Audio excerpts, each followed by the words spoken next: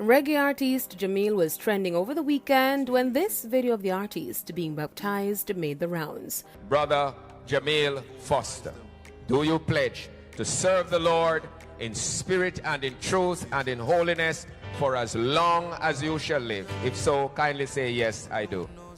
Yes, I do. Dr. Wallace, Jahmiel's manager, says the artist is currently not fielding any questions on his personal choice, however remains committed to the same good music. And this is Dr. Wallace, Jahmiel's manager. As it relates to the songs that he plans to sing in the future, I can assure you that fundamentally not much will change. This is a personal decision. This is not a business decision. Hence, do not expect for Sweet Music to be putting out a song in the next day or the next 2 days to leverage this heightened awareness about Jahmiel. We are more ethical than that. Jahmiel's latest releases hinted to the stronger DJ's new path. Now, following his near-death experience in November, he immediately released Guide My Steps,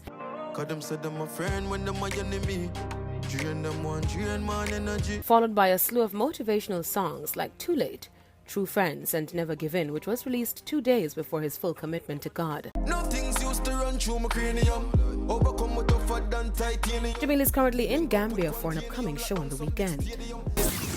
Now, Massacre is gearing up to release his album 438. The Genocide Boss, in true artiste style, has cleared his Instagram page to make way for content from his upcoming album. The first official single, Different Type, went #1 on Trending for Music, as the video garnered over 1 million views in less than a week. The intense hardcore dancehall lyrics that Massacre is known for is only matched by the machete-wielding, face-covered crew that surrounds him in the video. Overall, the track, Different Type, speaks to the high level of an artist, with a fitting brief cameo of breakthrough artist Nation Boss, which begs the question if he'll be featured on the album. As far as Jamaican New Album goes, it is expected to have around 14 tracks. He teased some sick features on the album and confirmed with the star a collab with a hip-hop artist, but remained silent on the actual act. His February release, Corner with Taurus Riley, is heading to 4 million views and is also a critic's pick for the album.